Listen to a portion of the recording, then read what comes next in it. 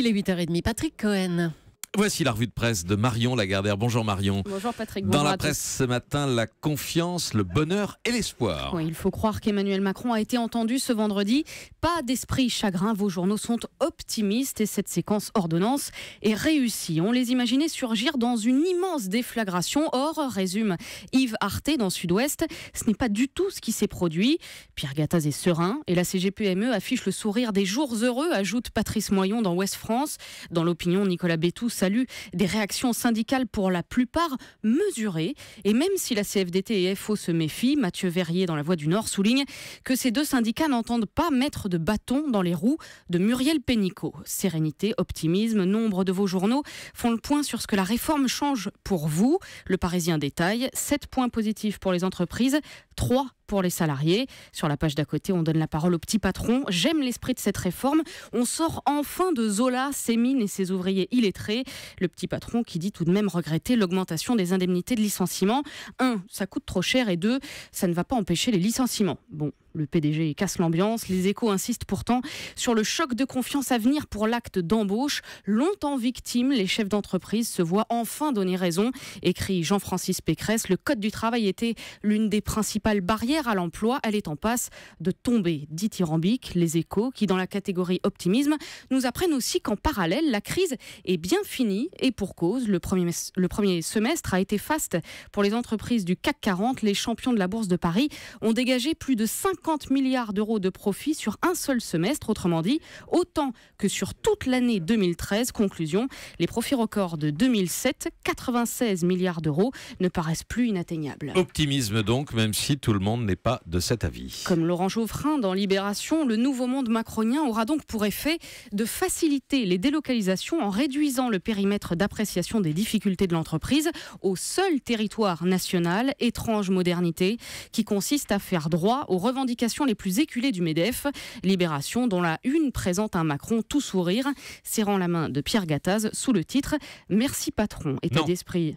Ah non, merci Macron. Oui, Malu. Ah bah voilà, c'est ça. J'ai eu une illusion d'optique. C'est merci Macron, jeu de mots évidemment, et vous avez lu merci patron. Voilà. Un état d'esprit qui est en tout cas partagé par l'humanité pour qui les salariés ont tout à perdre. Le code du travail n'a de sens que s'il sert à les protéger de la position dominante de l'employeur. Or, la ministre fait table rase des fondements de plus d'un siècle d'histoire sociale. C'est qu'il y a table rase et table rase. Alors face à ça, que faire ?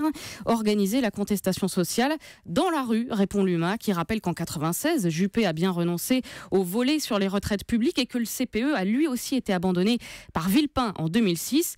Preuve qu'une loi scélérate peut être abrogée à condition que les mouvements sociaux remportent le bras de fer. C'est tout l'enjeu des mobilisations à venir. Il y a de l'espoir. Espoir et optimisme, c'est aussi le credo du pape François qui fait sa rentrée avec un livre intitulé Politique et Société. Oui, c'est une série d'entretiens avec le chercheur Dominique Volton et le Figaro Magazine en publie en exclusivité mondiale Les Bonnes Feuilles sous ce titre Inquiet, le pape est-il de gauche ? Une anxiété que l'on comprend mieux en lisant quelques extraits sur les réfugiés d'abord.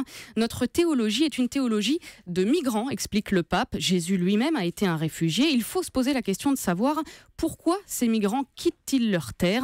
À cause de la guerre et à cause du manque de travail, parce qu'ils sont exploités. Je pense aux Africains.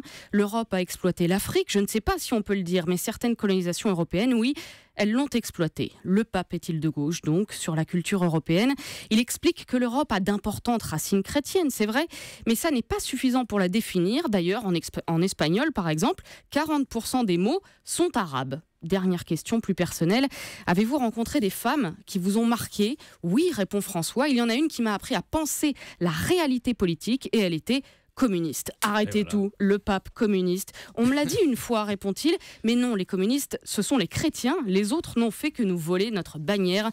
De quoi faire une bonne syncope à Laurent Wauquiez, qui est portraituré par le même Figaro Magazine 4 pages plus loin. Enfin, Marion, optimisme et espoir aussi pour les enseignants. Oui, parce qu'on parle souvent du malaise de l'éducation nationale, mais tout n'est pas si sombre. C'est ce que veut retenir Télérama, qui propose un dossier sur les jeunes profs. Ils s'estiment mal préparés, mais grâce au groupe de parole et à un outil vidéo, les débutants se sentent enfin épaulés. Même tonalité dans le Parisien, où les intéressés témoignent. Prof, oui. et très heureux de l'être.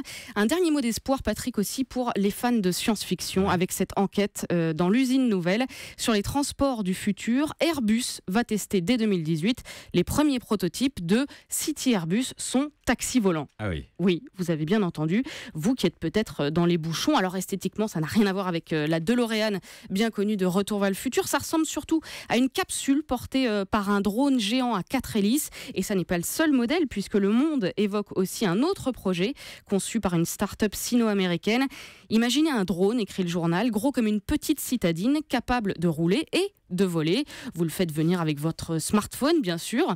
Vous cliquez sur une destination, montez à bord et c'est parti pour un vol spectaculaire. Et vous êtes rassuré en montant dedans. Voilà, en tout cas, ce prototype apparemment est très avancé. Il sera testé en fin d'année à Dubaï. Combien de centrales nucléaires ou de batteries au lithium non recyclables pour faire voler ces engins? L'histoire ne le dit pas, mais on a bien le droit de rêver. Merci à vous, Marion Lagardère, pour la revue de presse. Europe 1.